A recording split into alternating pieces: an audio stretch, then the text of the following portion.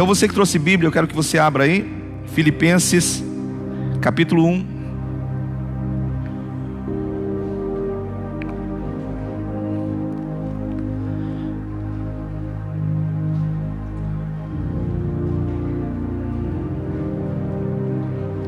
Filipenses capítulo 1, a partir do versículo de número 27.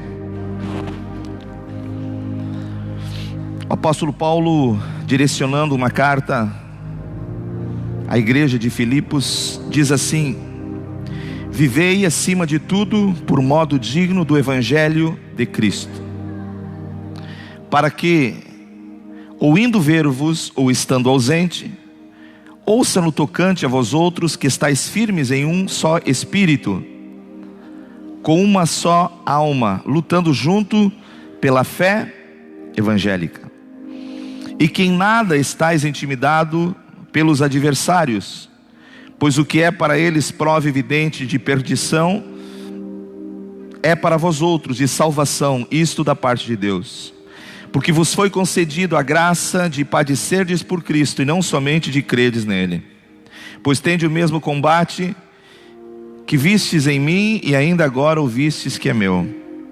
Se há, pois, alguma exortação em Cristo, alguma consolação de amor, alguma comunhão do Espírito, se há entranhados afetos de misericórdia, completai a minha alegria, de modo que penseis a mesma coisa, tenhais o mesmo amor e sejais unidos de alma, tendo o mesmo sentimento.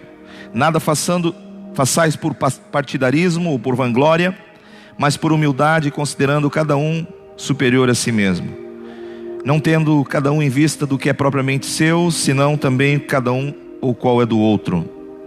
Amém? Obrigado, Jesus, pela tua palavra. Fala conosco, Senhor, nessa noite. Ministra os nossos corações. Não queremos sair da mesma maneira que entramos, Pai. Sabemos que a tua palavra é lâmpada, é luz. A tua palavra, Senhor, ela é espada. Ela pode, Senhor, agir, trabalhar. Então que nessa noite haja reconciliação. Que a tua palavra promova nesta noite perdão. Que a tua palavra possa promover em nós crescimento espiritual. Que haja, ó Deus, intuito da tua parte, Senhor, e na tua misericórdia de tratar conosco, Pai. Mais uma vez te pedimos encarecidamente, no nome de Jesus. Amém. Eu acho interessante o apóstolo Paulo, quando ele vai começar alguns textos, e esse em particular, ele diz: vivei acima de tudo. Vivei acima de tudo. Note que viver é uma coisa que todos nós queremos. Viver é uma coisa que nós lutamos pela vida. Todos os dias levantamos e encorajamos o nosso coração em querer o melhor da vida. Mas a instrução de Deus e a mente de Deus vem a nós para nos mostrar algo muito precioso, que não basta só viver, mas nós temos que viver uma vida com propósito. Diga comigo: não basta só viver, é necessário viver uma vida com propósito. Guarde isso no coração. Paulo, ao dizer isso, ele vai dizer que nós temos que viver, sim. E a vida é um desenvolvimento. A vida é um aprendizado. Todos os dias a gente aprende coisas. Todos os dias a vida vai te mostrar coisas. E a gente precisa estar aberto em Deus agora então para viver, e viver de uma forma agradável a Deus. E Paulo então vai dizer assim: vivei acima de tudo por modo digno do evangelho de Cristo. Aqui tem um grande ensinamento de Deus. Viver todos querem, mas uma grande parte da humanidade quer viver para os seus próprios interesses, quer viver para a sua vanglória, quer viver para o seu sucesso. E então corremos atrás disso todos os dias. Mas a instrução de Deus é que eu e você possamos viver, mas esta vida que nós temos para viver, de modo digno no evangelho de Cristo Jesus. Viver, sim, Deus diz, mas vivam o meu evangelho. Porque quando você vive o evangelho de Jesus Cristo, Você vai combater o pecado, você vai combater as ideias erradas que o mundo tenta implantar, e você vai combater a tua própria natureza. Por quê? Porque o Evangelho de Cristo faz isso. Ele te ensina a viver uma vida com propósito. Ou seja, é uma declaração de um pai para um filho. Nós, como pais, recebemos a dádiva de Deus de ensinar os nossos filhos, mas não vamos conseguir bom êxito quando nós achamos que devemos exigir dos nossos filhos, que nós temos que impor para os nossos filhos. Deus nos instrui, Deus nos orienta. Então tem muitas pessoas hoje vivendo a sua própria vida e consequentemente colhendo os frutos desta vida. Mas quando você decide viver o Evangelho de Jesus, então você começa a mostrar testemunho. E aqui vai dizer, por modo digno do Evangelho de Cristo, para que eu indo ver-vos ou estando ausente. Paulo está dizendo, aonde você estiver, não importa, você vai dar testemunho da vida que você está vivendo.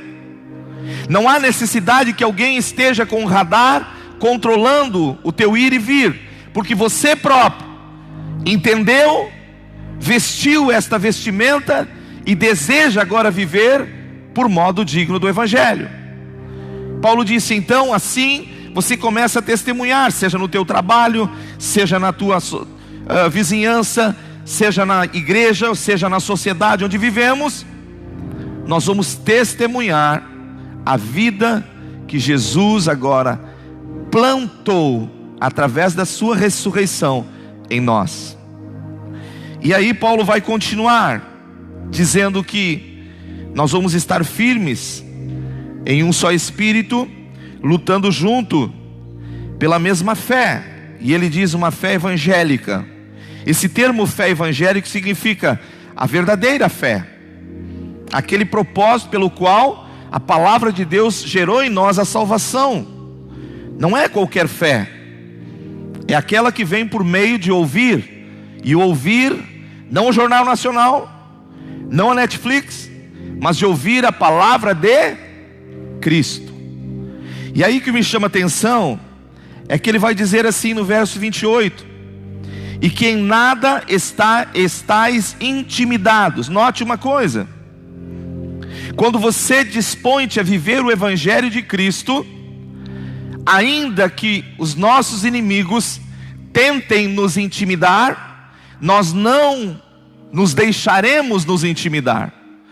Aqui é importante nós entendermos como a sociedade vive, como vivia a sociedade da época quando Jesus veio a este mundo. Como vivia o Império Romano com César, com Herodes, com os sumos sacerdotes, como eles estavam atrelados e comprometidos uns aos outros numa vida mundana. Então quando você está comprometido com algo que não é de Deus, você tem problema à medida que você é confrontado com alguma coisa, à medida que você é intimidado por alguma coisa, você recua. É assim. Você precisa ter entendimento disso. O que nos defende? O que nos traz a vitória? É o Evangelho de Jesus Cristo. Então é no Evangelho que eu preciso estar coberto. A minha vida precisa estar coberta, a minha família precisa estar coberta pelo Evangelho de Jesus Cristo. E aí Paulo diz: você não vai ser intimidado por nada, nenhum adversário, ele coloca. E por que ele fala no plural, adversários? Porque a Bíblia vai mostrar quem são os nossos inimigos, quem são os nossos adversários, com quem nós lutamos diariamente. E Jesus fala em João 10:10, ele diz que um dos adversários que nós temos é o diabo. Mas ele não é o único. Depois Paulo vai falar aos Gálatas no capítulo 5, que nosso segundo adversário somos nós mesmos, a nossa natureza carnal. E em terceiro, João vai escrever na sua carta, dizendo que o mundo é nosso adversário também. Então note que nós temos uma conspiração para nos intimidar por parte do diabo, por parte de nós mesmos, pela nossa natureza e por parte do mundo. Então, quando é que eu não me sinto intimidado? É quando eu estou no Evangelho de Jesus Cristo.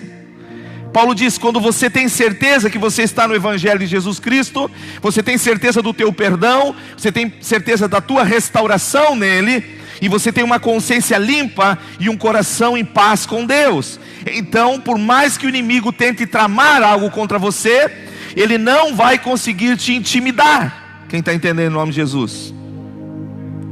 Mas nós precisamos estar dentro do Evangelho de Jesus Cristo.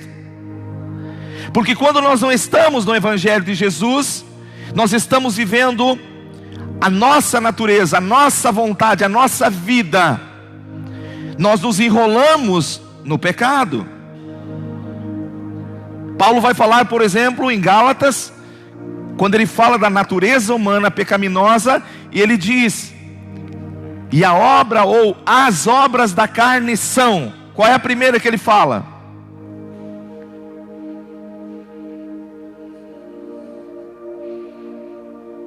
Qual é a primeira obra que Paulo fala em Gálatas?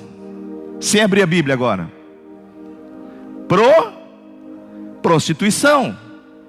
Aí alguém pode dizer assim, pastor, mas eu estou na igreja, eu não sou prostituto. Mas quem disse que a prostituição se fala somente a alguém que está na beira de rua, ou alguém que está comercializando o seu corpo? Quem disse que isso está falando sobre imoralidade na vida sexual? E quem é que conhece a nossa vida sexual mais do que nós próprios? Ou o Espírito de Deus que nos conhece, ou o nosso adversário também nos conhece. Então, se eu estou comprometido com as coisas de Deus, eu não estou intimidado com o meu adversário. Mas se eu estou vivendo aquilo que não é lícito aos olhos de Deus, então quando o inimigo se levanta, eu me acuso. Alguns deixam de vir na igreja, outros deixam de orar, porque conseguem só ver problemas. Mas se levantou uma luta, pastor, meu Deus, que coisa. Então você começa a olhar o cenário que Deus está mostrando aqui, e olha que coisa linda. E porque em nada estáis intimidado pelos adversários, pois o que é para vós prova evidente de perdição. Aqui ele vai dizer o que Jesus citou. E o que Jesus citou? Quem quiser ganhar a sua vida, perdê-la. Mas quem por minha causa perder a sua vida, ganhá-la. O que ele está dizendo? Que se nós vivermos pelo Evangelho de Jesus, com certeza nós vamos ter perdas aqui nessa terra. E quem está de fora olhando essas perdas está dizendo assim, são uns babaca e uns careta. Esses crentes não conseguem aproveitar nada. Esses crentes, em vez de aproveitar a vida, porque morrer um dia todos nós vamos morrer, então eu prefiro morrer aproveitando, alguns dizem. Aí o Evangelho está dizendo, você que pensa que está ganhando a vida, você está perdendo. Mas quando você está perdendo a tua vida com os padrões do mundo, para viver uma vida santa e piedosa para Deus, no Evangelho de Jesus, então você está ganhando. Perceba como é que Deus trabalha. Qual é a vontade de Deus? Que nós vivamos o Evangelho de Jesus Cristo. Que a base da nossa vida esteja sobre o Evangelho de Jesus. Nosso casamento, nossa criação de filhos, em toda a nossa inspiração de vida, está o Evangelho de Jesus Cristo. Mas pastor, eu não posso viver diferente? Pode, mas não deve. Porque você, ao viver de forma diferente, você está criando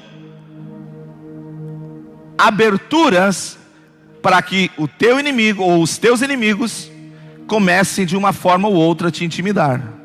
Às vezes a intimidação pode demorar anos, pode não ser no primeiro momento.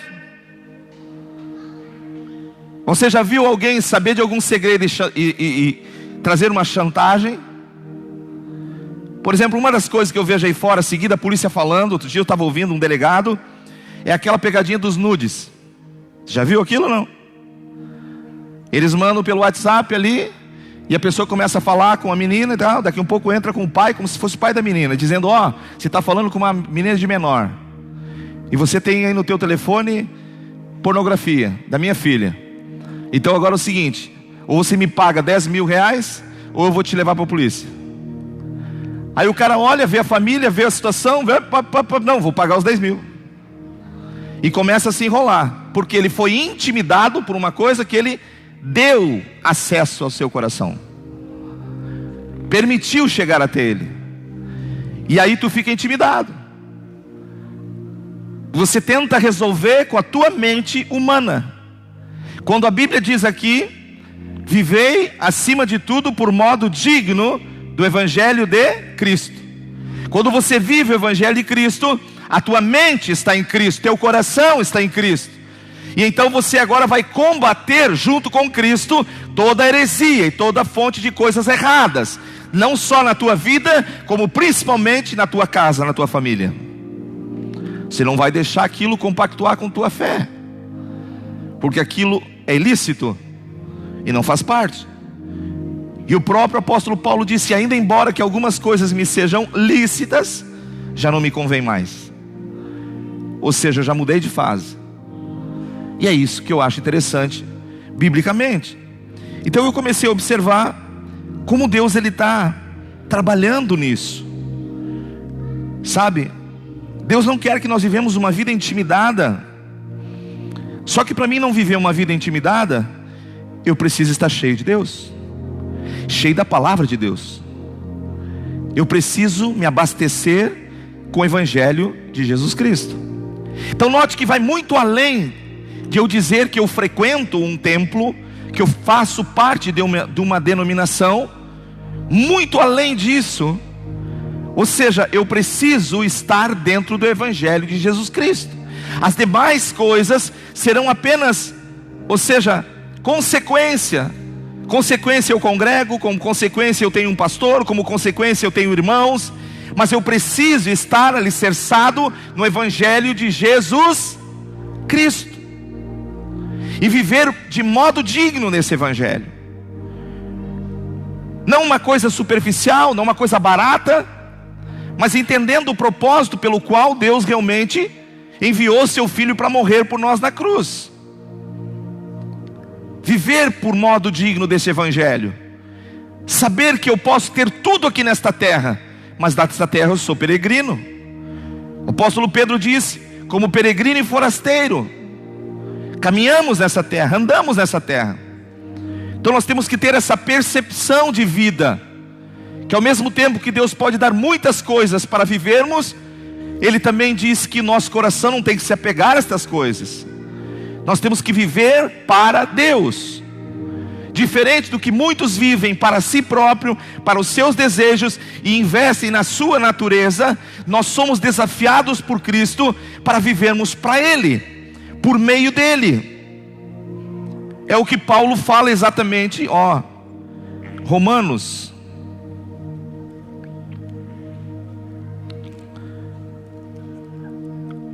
Inclusive esse texto de Romanos tornou-se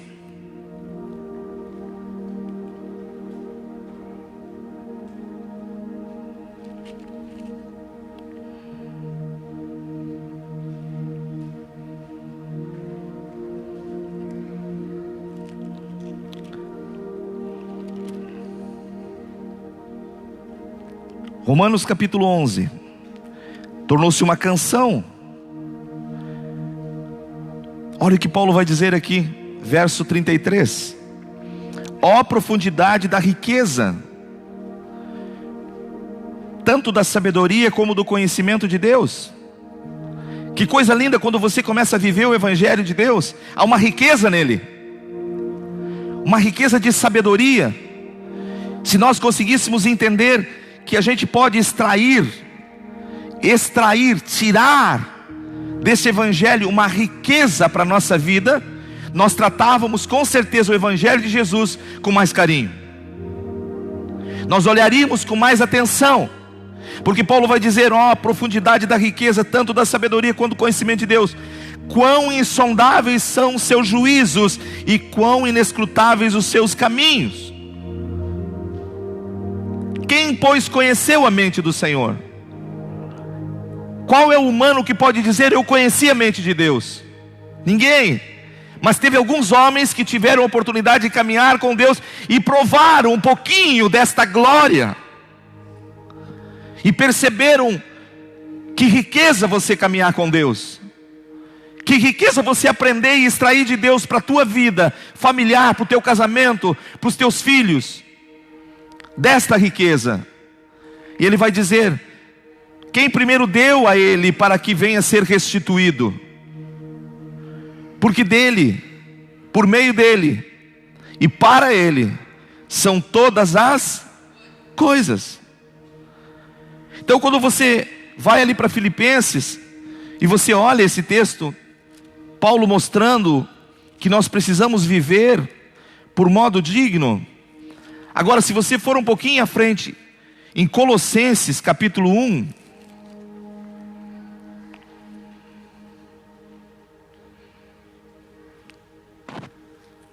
capítulo 4, perdão, 1 Tessalonicenses capítulo 4, olha o que ele vai dizer assim, ó: finalmente, irmãos, nós vos rogamos e exortamos no Senhor Jesus que, como de nós recebestes, quanto à maneira, porque deveis o quê? A maneira que deveis o quê? Viver. O que é que ele diz? Viver e agradar a Deus. Efetivamente estáis fazendo e continues progredindo cada vez mais.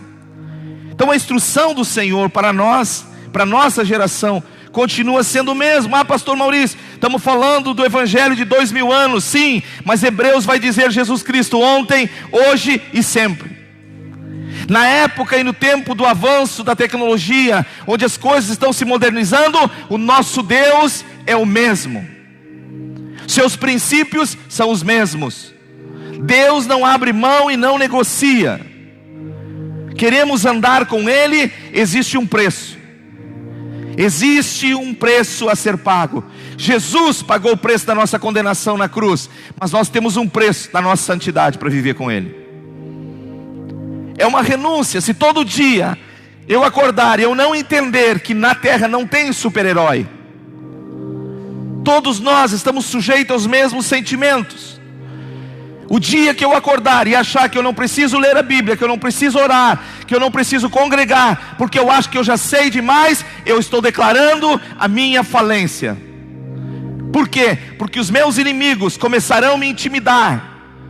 Os meus inimigos estarão prontos a combater a minha fé. E por mais viva que ela possa estar até aquele momento, eu estou dizendo para Deus que eu estou abastado e satisfeito. E a Bíblia diz em Romanos que Deus é um Deus de novidade de vida. Colossenses capítulo 3 diz: fazei, pois, morrer a vossa natureza terrena. Todos os dias eu preciso acordar, dobrar meu joelho e dizer: Jesus, sem Tu não sou nada. Eu careço de Ti no meu casamento, na minha vida. Como pai, como pastor, eu preciso da Tua graça. Isso individualmente, cada um de nós, viver o evangelho de Jesus, significa tomar a sua cruz, renunciar para viver para Deus. Jesus não ensinou algo diferente, igreja. Quantas vezes você orou Pai Nosso quando você ainda era católico? E nessa época você nem orava, você rezava.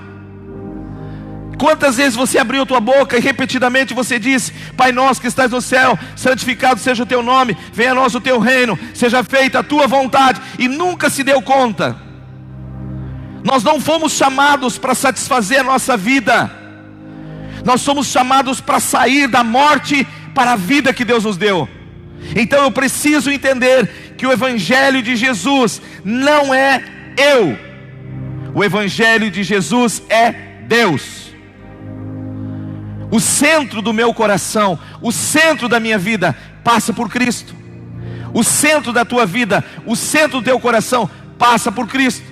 Enquanto nós favorecemos a nossa vida pecaminosa, nós seremos intimidados pelo diabo.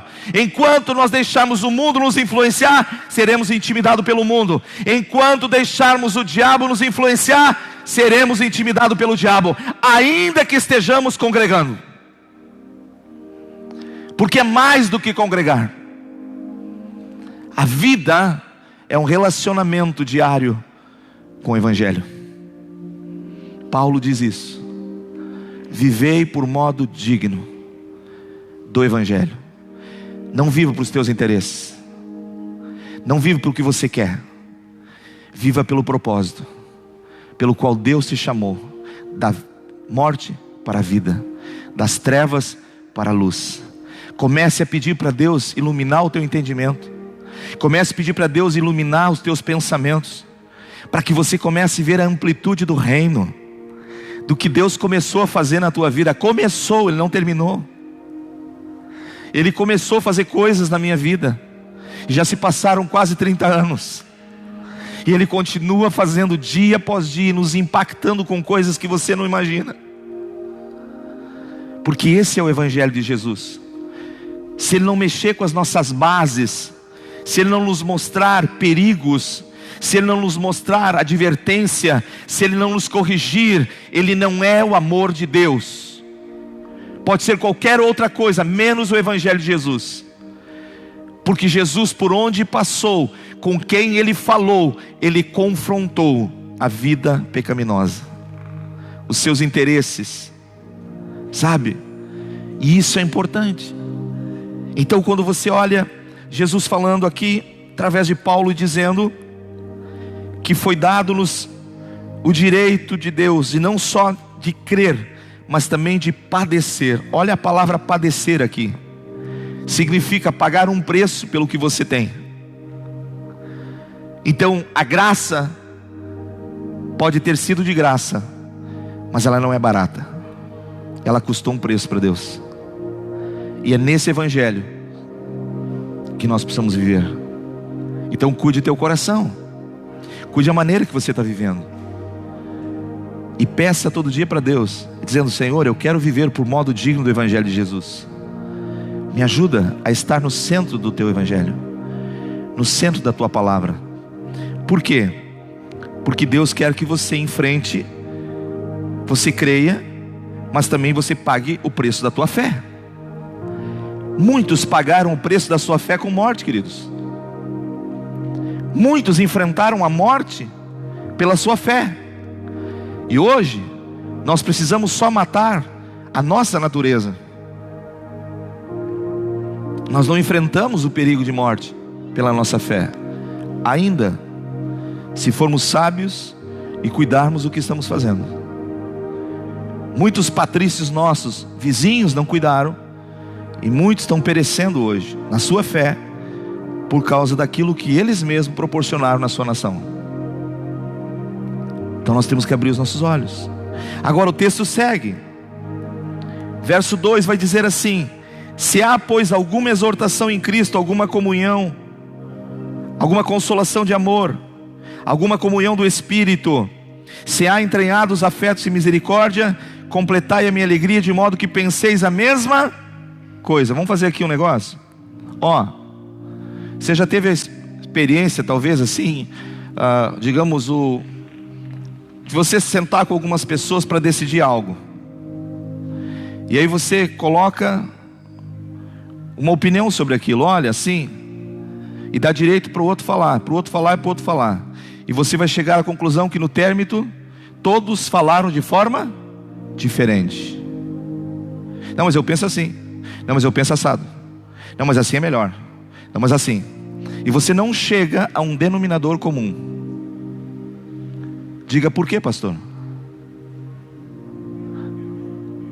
Porque nós estamos pensando como o mundo pensa. Nós não estamos pensando como o Evangelho pensa.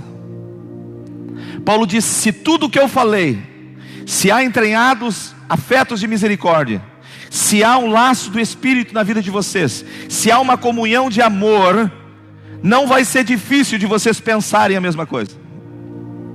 Mas por que nós discordamos na hora de pensar? porque nós vivemos, embora na igreja, mas com uma cultura mundana na nossa vida. E então, na hora de nós decidirmos fatos e coisas, o Espírito de Deus passa longe do que estamos querendo. E aí nós damos a nossa opinião. Eu penso assim, eu penso assado, eu quero assim, eu quero assado, eu não gosto disso, eu gosto daquilo. Note que o apóstolo Paulo vai dizer aqui: se há, tem um se.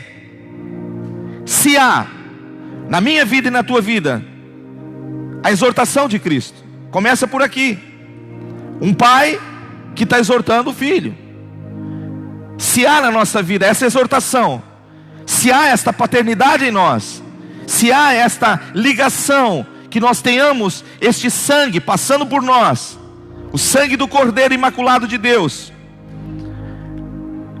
Ele diz aqui: alguma consolação de amor, alguma comunhão do Espírito, se há entranhados afetos de misericórdia. Ele está dizendo: se estas coisas existem em vocês, vocês estão no Evangelho de Cristo. Se vocês estão no Evangelho de Cristo, vocês conseguem pensar a mesma coisa. Há uma unanimidade do Espírito no fazer as coisas em nós, em realizar as coisas em nós. O concílio do Espírito vai falar em nós. Posso ouvir um amém? Você percebe como é que é a harmonia? Ele diz aqui: do modo que penseis a mesma coisa. Não é as mesmas coisas. Agora ele não está falando no plural.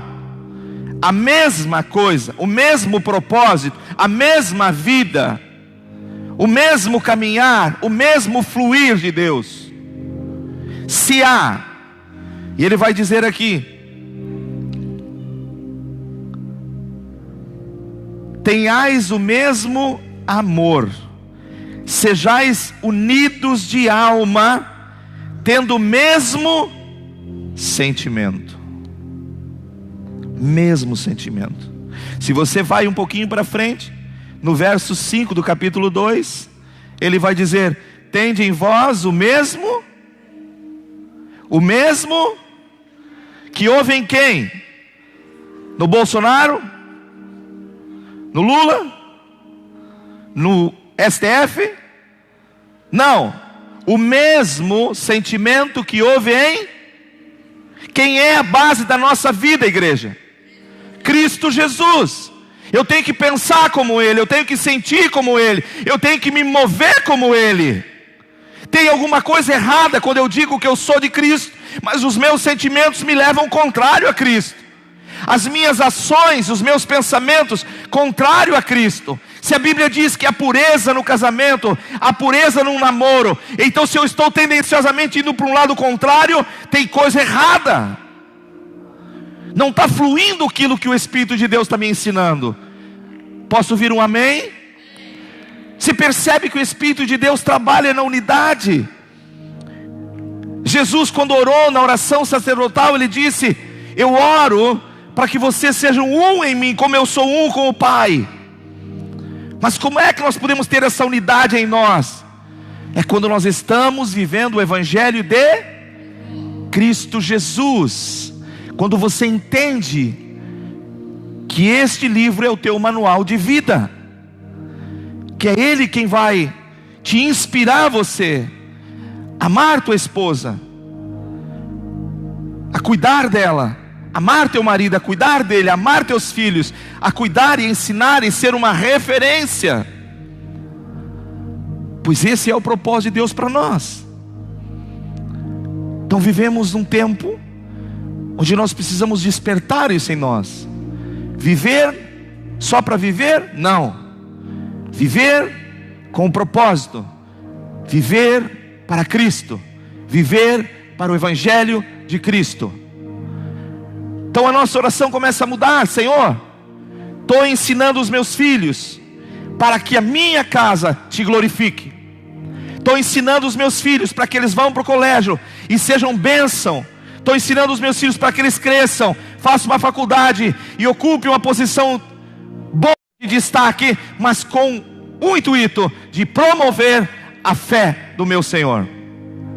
Jesus, Desejo que o Senhor aumente a minha sementeira. Mas para quê? Para que eu tenha, Senhor, recursos, para que eu possa continuar semeando naquilo que a traça não corrói, o ladrão não rouba. Senhor, que eu tenha uma vida com propósito. Deus botar dinheiro na nossa mão só por botar, esquece. Tudo que Ele bota na nossa mão tem um propósito. O que fazemos com o que Ele nos dá? É o Evangelho de Jesus que vai nos mostrar. Quer viver uma vida com propósito? Quer que Deus engrandeça o nome dEle na tua vida? Então aprenda a orar e te posicionar dentro do Evangelho de Jesus Cristo. Essa é a mente de Deus, queridos. Por que queremos? Por que almejamos as coisas? Tiago,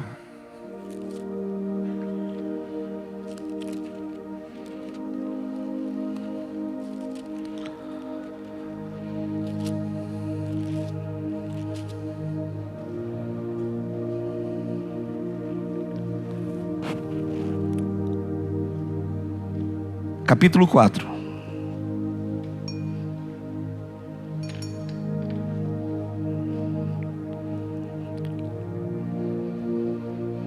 De onde procedem as guerras e contendas que há entre vós? Que acontece na tua família, que acontece na nossa casa, que acontece no nosso serviço. De onde vem isso? Olha o que o Tiago vai dizer. De onde? Se não dos que militam na vossa. Quem é nosso adversário? Carne. Pegou a visão? Verso 2: cobiçais e nada tendes, matais, invejais e nada podeis obter, viveis a lutar e fazer guerra, nada tendes, porque não pedis. Pedi e não. Uau! Como assim pedir e não recebeu? Porque pedis mal. Porque você não entendeu como tem que ser o pedido do cristão. Deus não é um Deus que fica jogando bênçãos. Toma aí, Charles, toma aí. Ei, não, vou distribuir. Não. Deus é um Deus de princípios. Princípios. Quando você está dentro desses princípios, Ele está te abençoando. E muitos aí, quando recebem as bênçãos de Deus, dizem assim: eu sou abençoado. Diga comigo, abençoado. Diga, abençoado não é o que recebe a bênção, é o que recebe e compartilha. O que recebe e fica para si é um consumidor de bênção. É diferente. Quando a bênção vem em você e para, tem alguma coisa errada. Você está esbanjando na tua vida. Mas quando ela vem e ela proporciona a outros, você é um abençoado. Porque você agora abençoou pessoas. Você está entendendo o reino? Dessa forma Deus trabalha. Pedi e não recebeis, porque pediu mal, para esbanjar nos vossos próprios prazeres. Infiéis, não compreendeis que a amizade do mundo é inimiga de Deus? Aquele, pois, que se constitui amigo do mundo, constitui-se inimigo de Deus. Ou não supondes que em vão afirma a Escritura: é com ciúme que por nós anseia quem? O Espírito de Deus. E note que está com letra maiúscula. Então está falando do próprio Deus. Quem é que sente ciúme de nós? Deus olha e diz: tchê, mas quando é que tu vai parar com esse negócio? Tu me pede as coisas que eu não posso te dar, porque tu quer esbanjar nos teus prazeres. Tu não combate a tua natureza. Tu sabe que a tua carne é tua inimiga. Tu sabe que ela conspira contra você. Não quer que tu entre no gozo eterno. É isso que o Espírito de Deus está nos despertando para esses dias. Viva uma vida com propósito. Viva acima de tudo pelo Evangelho de Jesus Cristo. Viva, sim, mas viva o Evangelho de Jesus. Não te deixe se intimidar pelas coisas do mundo. Não te deixe intimidar pelo diabo. Mas agora lute junto pelo mesmo propósito. E assim você vai começar a entender maravilhosamente a palavra. Então, voltando lá para Filipenses, ele vai dizer: sejais unidos, mesmo sentimento, unidos de alma, nada façais por partidarismo ou vanglória. Quando você tem o Evangelho de Jesus na tua vida, você deixa de ser partidarista. Você deixa de dizer: eu gosto mais desse, eu gosto de todos. Por quê? Porque agora não há mais partido. Há um só propósito, uma só fé. E aí ele vai mais longe ainda. Você não vai fazer por vanglória. Você não vai fazer pensando: eu vou aparecer diante desse negócio aí. Ah, Deus me deu uma oportunidade agora. Não, não, não. Você entende o seguinte: tudo que você fazer, quem vai brilhar é Jesus Cristo. A glória dele, a honra dele, o louvor é dele. O apóstolo Paulo foi um cara que viu coisas, como ele diz, infáveis. Ele diz: eu conheço um homem. Ele não diz: fui eu. Conheço um homem, se no corpo, fora de corpo, não sei, mas fui arrebatado ao terceiro céu. Eu vi coisas que homem nenhum viu. Eu provei de coisas que muitos não provaram. Ele disse: mas eu carrego no meu corpo um espinho na minha carne, um mensageiro do diabo. Eu sei que é do diabo, mas eu sei que é permissível de Deus. Por quê? Para que eu não me ensoberbeça, eu não me vanglorie. Porque tudo que eu pude viver, eu não vivi por mérito meu, não pelas minhas mãos, não porque eu fui o cara, foi porque Jesus Cristo me abençoou. Você consegue entender isso? Eu publiquei um videozinho no grupo de obreiros e mandei para algumas pessoas esse videozinho. Botei no grupo da família também. Nesse videozinho dizia: alguém chega para o sol e diz: tu é o cara forte. E ele diz: não sou forte. Eu pensei que eu era forte, mas quando vem uma nuvem e me encobre, ela é mais forte do que os meus raios, ela consegue me impedir. Então foi para a nuvem e disse: tu é forte. E ela disse: não. Eu pensei que eu era forte, mas quando vem o vento, ele me joga para um lado, me joga para o outro. É o vento que é forte. Então foram ao vento, e o vento disse: não. Eu também pensei que eu era forte, mas quando eu chego numa rocha e eu bato na rocha, eu sou dividido ao meio. Forte é a rocha. Então foram na rocha e disseram: rocha, tu é a forte. Ela disse: eu pensava que eu era forte, mas forte é o homem.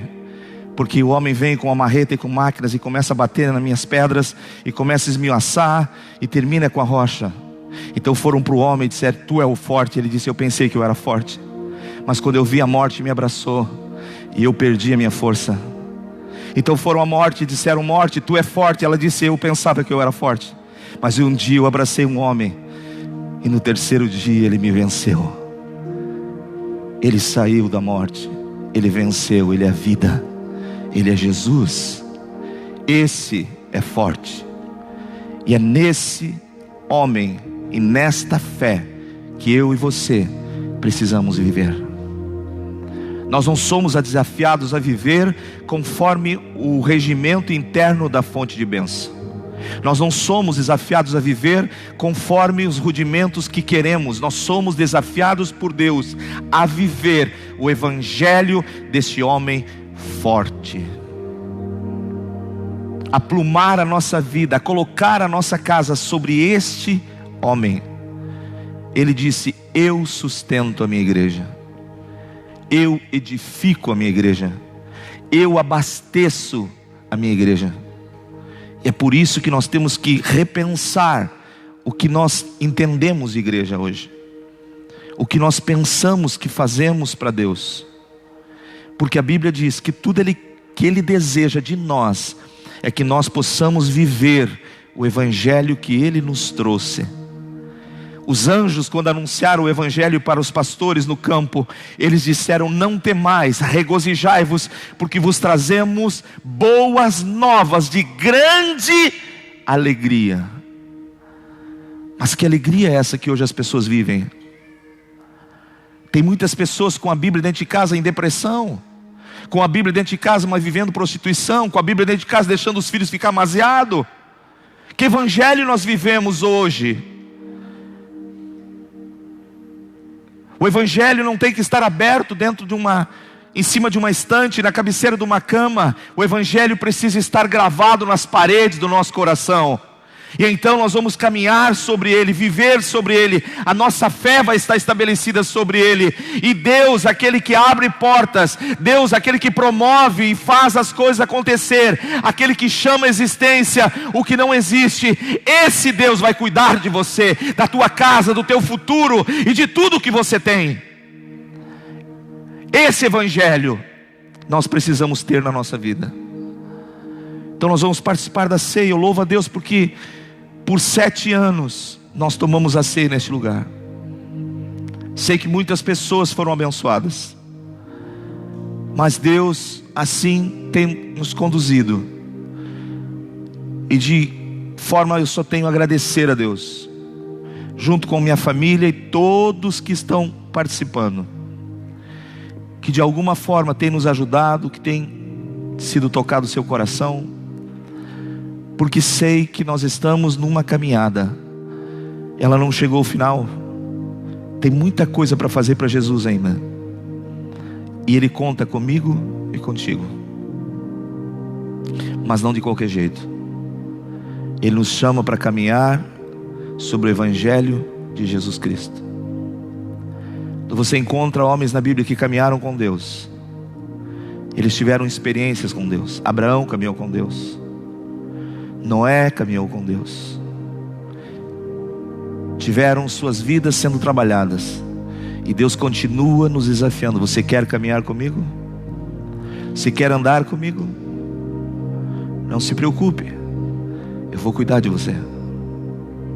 Eu sou a tua força. Quando te faltar força, Ele te fortalece. Paulo diz: Senhor, estou cansado, não estou conseguindo. E Deus disse: Paulo, o meu poder não se aperfeiçoa na tua força, o meu poder se aperfeiçoa na tua fraqueza. Aí Paulo se levantou e disse: agora eu entendi, quando eu sou fraco, aí é que eu sou forte. O que ele disse? Deixei de confiar em mim e passei a confiar no meu Salvador. Ele é a minha força, Ele é o meu sustento. Então nessa noite, curve a tua cabeça, fecha os teus olhos.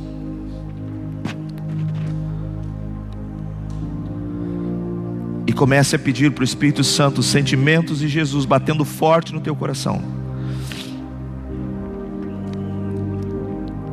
Comece a dizer: Senhor, Tu és forte, o Teu Evangelho é uma rocha,